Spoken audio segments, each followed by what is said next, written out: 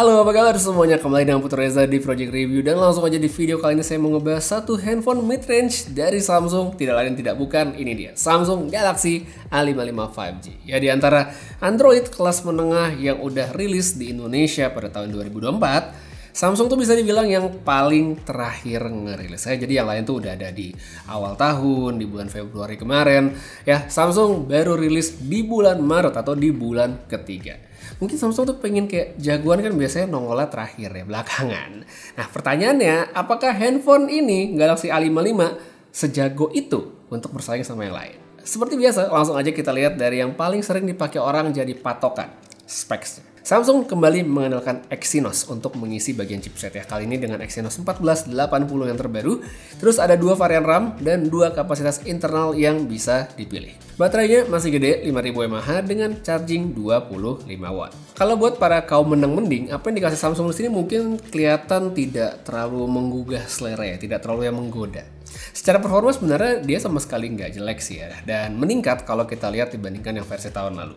Antutunya sudah menyentuh angka 700 ribuan, angka yang udah bagus untuk harga segitu, meskipun bukan yang paling kencang. Peningkatan dalam pemakaian tentunya ada, tapi kalau dibilang signifikan banget dibandingkan Galaxy A54, mungkin cuma sebagian orang yang bisa ngerasain ya. Kalau menurut saya, buat orang yang mungkin pakai handphone dalam taraf yang tidak terlalu intensif, harusnya sih udah sangat aman dari segi performa. Mungkin tidak bisa memaksimalkan, tapi yang penting kan lancar dan enak buat dipakai. Terus, kalau kita pindah subjek ke bagian gaming, ini saya belum bisa kasih kesimpulan yang solid ya untuk saat ini. Alasannya, karena game yang saya biasa pakai itu kebanyakan belum dioptimalkan untuk handphone ini. Contoh, untuk Mobile Legends aja deh ya. Setting yang kebuka sementara ini pas saya bikin review, mentoknya di sini doang. Ini tuh berbeda dengan Galaxy A54 yang paling tidak kita udah bisa buka opsi buat 90 fps, yang ini belum bisa. Kalau misalnya kalian nggak bermasalah sama setting grafis yang tadi saya tunjukin, sebenarnya Galaxy A55 udah oke banget, stabil bener loh pas dipakai. Main lama juga nggak masalah, suhunya juga oke, dan ya itu yang turun cuman pas lagi matching sama lagi di loading screen doang, sedangkan sisanya lancar. Terus kalau misal saya cobain buat main Genshin ya, setting medium udah bisa banget, kita dapat di kisaran 40-an fps yang sebenarnya sudah sangat nyaman dan cukup lah untuk kebanyakan orang. Nah sayangnya, untuk game yang justru paling sering saya mainkan yaitu Honkai Star Rail, ini belum optimize ya, paling berasa belum optimize ya. Jadi saya cuman baru masuk game sebentar, jalan-jalan sedikit ya, nanti akan nge-freeze dan force close game. Jadi untuk sekarang saya belum bisa main, belum bisa ngasih tunjuk gimana performanya. Jadi semoga nanti di patch gamenya 2.1 yang mestinya sih minggu depan ya, semoga dibenerin dan udah bisa dipakai di handphone ini. Jadi kesimpulannya, kalau dari segi performa, handphone ini sebenarnya udah aman banget, udah bagus untuk pemakaian sehari-hari, dan hanya perlu dioptimalkan dari beberapa aplikasi khususnya buat game. Sedangkan kalau misalnya kalian tidak terlalu peduli tentang gaming ya, cuma pengen cari handphone yang enak buat dipakai, ya udah ini enak. Nah tapi yang sebenarnya lebih enak lagi dari performa handphone ini adalah baterainya. Jadi kapasitas emang tidak berubah, dia masih di 5000 mAh, tapi daya tahannya itu oke, saya suka banget ya. Jadi untuk screen on time dari 1 kali full charge itu bisa dengan gampang kita pakai 8 jam dengan intensitas yang sedang lah. Cukup awet sebenarnya, walaupun untuk bagian ngecasnya ini handphone bukan yang paling kencang, atau bahkan mungkin kita bisa bilang yang paling lambat kayaknya di antara handphone kelas menengah di kelas harga yang sama untuk tahun 2024. Dari performa udah oke, tapi gimana untuk bagian lain di handphone ini? Apakah ada peningkatan juga? Jawabannya tentu ada. Dari desainnya deh, saat saya pertama kali ngeliat Galaxy A55, mulai dari bocoran sampai produk finalnya, saya tuh sebenarnya nggak kaget bahwa Samsung kembali membawa desain yang sangat membosankan. Samsung banget lah, cukup Samsung banget. Coba kita hitung aja udah berapa handphone Samsung yang pakai desain seperti ini. Ya, sampai kalau ini handphone misalnya kita casingin seperti sekarang, kalau orang cuma lihat sekilas nggak bakal bisa nebak ini Samsung apa. Apakah ini A55, A35, S24 atau S24 Plus ya. Cuman orang bisa nebak-nebak aja kalau cuman kayak gini. Di satu sisi ini sebenarnya bagus ya, kayak identitas Samsung banget gitu desainnya. Cuma di sisi lain jadi kayak minim diferensiasi ya. Positif atau enggak itu balik lagi ke persepsi masing-masing. Nah tapi yang saya suka dari rilisan terbaru sekarang ini adalah Samsung bikin peningkatan yang cukup signifikan dari segi build quality ya. Jadi kaca di bagian back cover dan juga layarnya itu semua udah pakai Gorilla Glass Victus Plus. Ini premium banget. Terus untuk frame-nya sudah beralih juga menggunakan aluminium yang jelas lebih bagus. Nah semua itu tetap dengan mempertahankan sertifikasi tahan air dan debu yaitu IP67, IP67, dan jadilah Galaxy A55 ini sebagai mid-range paling premium yang pernah dibuat oleh Samsung ya. Pas pegang itu bener-bener handphone berasa solid dan mantap kayak handphone flagship yang lebih mahal gitu ya. Dan ini menurut saya adalah satu upgrade yang sangat signifikan dan layak untuk dikasih apresiasi. Tapi apakah persepsi ini akan sama pada pengguna umum? Sebenarnya saya bisa bilang belum tentu. Soalnya emang nggak semua orang kan peduli dan benar-benar menjadikan poin-poin tersebut sebagai prioritas saat memilih sebuah handphone. Terus sekarang kita pindah ke depan, ya ini kita ngomongin tentang layarnya. Oke, secara specs dia udah bagus, Super AMOLED 120Hz, Full HD+, ada HDR10+ juga. Visual tajam, warnanya cakep, responsif pada sentuhan, dan enak buat dipakai nonton. Speakernya juga nggak berkompromi, udah stereo kiri kanan, mantep lah pokoknya. Dan menurut saya kurang ya dari layar handphone ini, dan saya yakin sebagian juga udah notice dari awal video sebelumnya pas saya unboxing, tidak lain tidak bukan bezelnya ya. Ini sebenarnya nggak tebal-tebal banget sih, dan udah simetris juga, nggak cuma tebal di dagu atasnya tipis ya, tapi karena mungkin kita di tahun 2024 ini makin sering lihat yang lebih tipis ya, jadinya sih Galaxy A55 ini jadi kelihatan sedikit lebih tebal dibandingkan yang lainnya. Kalau menurut kalian gimana? Apakah lebih tebal ataukah biasa aja? Silahkan komennya di bawah. Dan balik lagi, soal bezel ini, apakah orang-orang bakal notice? Sebagian mungkin iya, ini akan menganggap ketebalan untuk sekali Samsung di kelas harga segini untuk mid-range kelas A yang udah dibuat lebih premium. Tapi untuk sebagian lagi bisa jadi tidak begitu penting, karena yang utama visual udah bagus, enak buat dipakai nonton, suaranya nggak sebelah doang. Nah, menurut kalian gimana? Nah masih dalam topik penting gak penting yang tadi saya omongin, Samsung juga agak beda nih di Galaxy A55 karena mengedepankan fitur yang sering di skip oleh kebanyakan smartphone Android di segmen menengah. Di sini saya ngomongin tentang software, tapi bukan soal lama-lamaan update. Nggak, Samsung Galaxy A55 nggak update sampai 7 tahun ya kayak S24. Ini masih 4 tahun untuk versi Android dengan 5 tahun security update. Untuk saat ini sendiri, Androidnya ada di seri 14 dengan One UI 6.1. Nah, yang menurut saya cukup menarik di sini, Samsung membawa sistem Knox yang sebelumnya ada di kelas flagship mereka. Ya, jadi kalau di S-series, Samsung Knox itu udah dari dulu, dan sekarang diturunin ke seri A. Nah, ini adalah layer atau lapisan keamanan untuk menjaga keamanan data-data pribadi kita yang tersimpan di smartphone, dari mulai password sampai biometrik dan segala macamnya. Selain itu ada juga 2 fungsi keamanan tambahan yang bisa kita langsung pakai seperti Secure Folder dan juga Private Share. Secure Folder mungkin udah nggak asing ya, ini adalah folder untuk menyimpan data bagi yang mungkin ada data yang tidak ingin ditampilkan di menu handphone yang standar. Jadi menghindari ada yang lihat atau bahkan ada yang share, misalnya handphone tuh lagi dipinjam dan segala macamnya.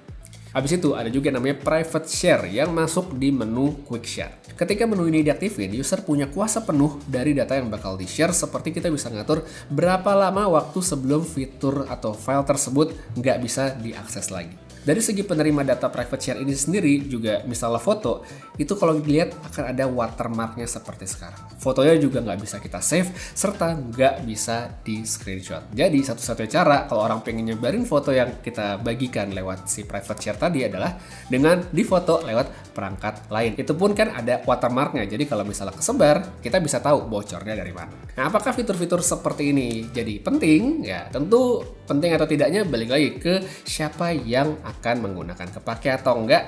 Karena pada akhirnya ya ini sebenarnya adalah fitur bagus, cuman mungkin tidak menjadi prioritas untuk sebagian orang. Terakhir, sekarang kita ngomongin tentang tidak lain kameranya ya, puncaknya di kamera. Peningkatan ada banget, tapi lagi-lagi bukan lewat hal yang bisa langsung diapresiasi sama orang. Jadi konfigurasinya masih triple kamera, tidak berubah, dan Samsung masih sayang sama lensa makro mereka. Jadi kayak 2024 tuh jagoan-jagoan menengah dari kompetitor mereka udah mulai meninggalkan lensa makro, udah pada pakai telefoto, bahkan ada yang ngasih periscope. Samsung masih selangkah di belakang dengan menyayangi lensa makro mereka. Cuma kita juga sama-sama tahu kalau sekarang kan kamera handphone nggak cuma buat foto, tapi video pun jadi penting.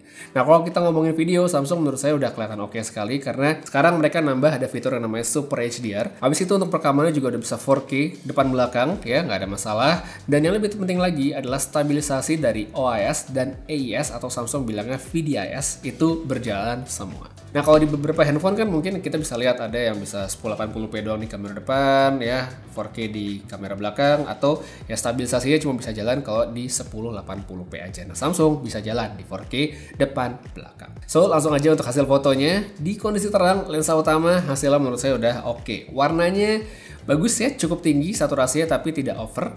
Ketajamannya juga cukup, detailnya juga oke lah bagi yang suka ngezoom banget gitu, mungkin lihatnya kecil-kecil alias pixel peeping, masih oke lah. Terus untuk dynamic range sebenarnya udah bagus dan lebih tepatnya bisa bagus ya. Jadi pada satu waktu saya bisa dapetin foto seperti ini. Dynamic range-nya luas, detail dan skin tone terjaga dengan sangat baik ya, oke banget. Bisa juga dengan foto dimana shadow dan highlightnya rapi. Tapi ada kalanya juga nih pemrosesan fotonya itu seperti pingin main aman sehingga fotonya bisa jadi tampak underexposed ya, alias agak gelap.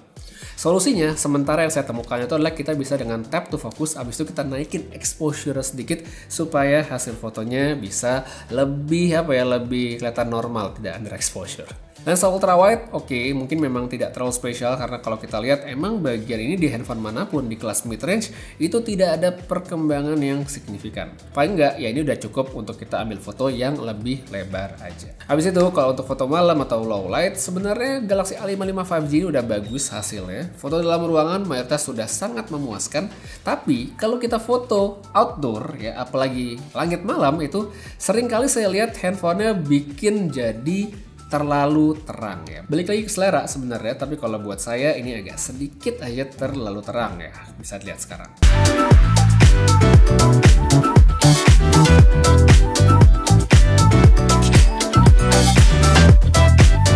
Lanjut ke bagian video, stabilisasi dari resolusi 4K-nya bagus, tidak gempa saat dibawa jalan. Terus saya nyobain juga untuk Super HDR dan memang ini bisa berfungsi dengan cukup baik. Palingan saya berharap ada sedikit tuning lewat software update ke depannya untuk soal warna kulit alias skin tone-nya. Oke, jadi sekarang kita cobain ini kamera belakangnya Samsung Galaxy A55 5G. Rekaman video, rekaman dengan resolusi 4K 30 fps. Kita cobain untuk Super HDR-nya gimana, apakah bisa mendapatkan detail langit yang masih biru banget sama muka saya gimana, apakah oke hasilnya ya. Audio bisa denger nih agak sedikit angin-angin, apakah solid juga suaranya, perekaman videonya. Terus kalau di sini kita pindah ke tempat yang lebih terik, apakah skin tone masih oke dibandingkan yang tadi atau enggak, silahkan dinilai sendiri. Habisnya kita pindah ke situasi lainnya. Oke, kalau untuk kamera depan ini dari si Galaxy A55 5G. Langitnya bisa dilihat di belakang ya, warnanya, dynamic range-nya, matahari di belakang situ. Nah, itu mataharinya. Kena sorot seperti ini.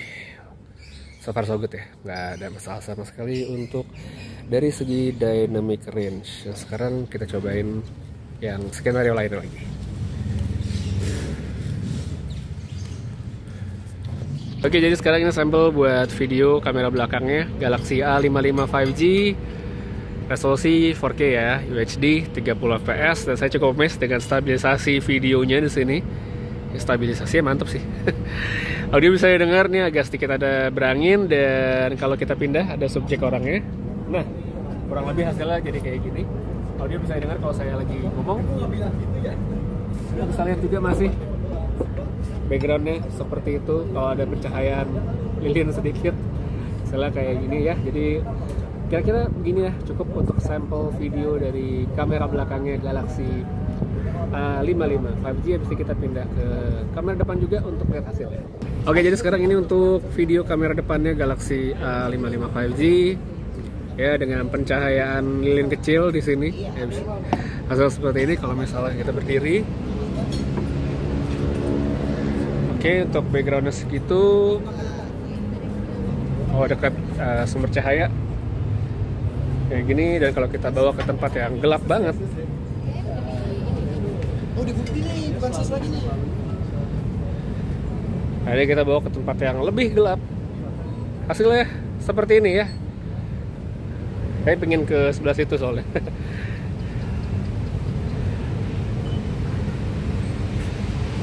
Oke, jadi ini kalau kondisinya gelap, muka saya sama sekali tidak mendapatkan pencahayaan, dan bagian belakangnya seperti itu. Ini ke kamera belakangnya, ya. Saya balik ke kamera depan, ke kamera belakang. Dan saya penasaran dengan stabilisasinya, dan bisa dilihat sendiri hasilnya. Nah, jadi kalau kalian udah nonton videonya sampai sini, udah sampai dekat-dekat penghujung nih ya, mungkin sebagai udah mikir nih, worth it atau enggak sih si Galaxy A55 5G ini? Berasa upgrade nggak kalau dibandingkan Galaxy A54? Kalau dibilang upgrade, menurut saya yang paling berasa itu adalah dari segi build quality yang memang lebih solid seperti handphone flagship. Singkatnya, ini handphone berasa lebih mewah. Habis itu dari segi performa juga sebenarnya naik, tapi mungkin tidak terasa bagi sebagai orang. Saya pun juga belum bisa gaspol banget ya untuk main game karena memang masih butuh optimize dari beberapa judul. Terus untuk fitur keamanan yang baru, ini bagus banget, tapi bisa jadi tidak penting ya bagi sebagian orang ya. Jadi balik ke preferensi dan kebutuhan. Sedangkan buat kamera, khusus pada perekaman video, ini meningkat dan menurut saya bagus. Tinggal dipoles sedikit aja ke depannya, bakal mantep banget.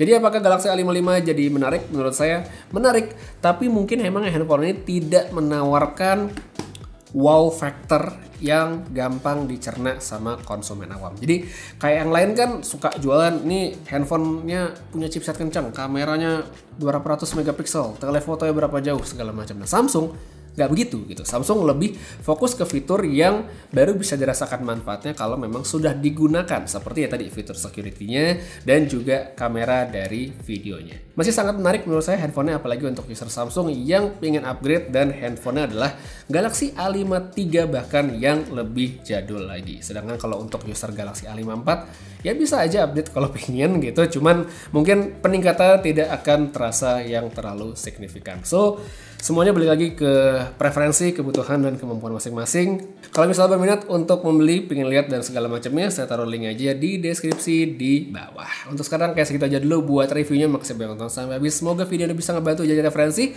Putri Rizal pamit, sampai ketemu lagi di video berikutnya. Dan seperti biasa, have a nice day.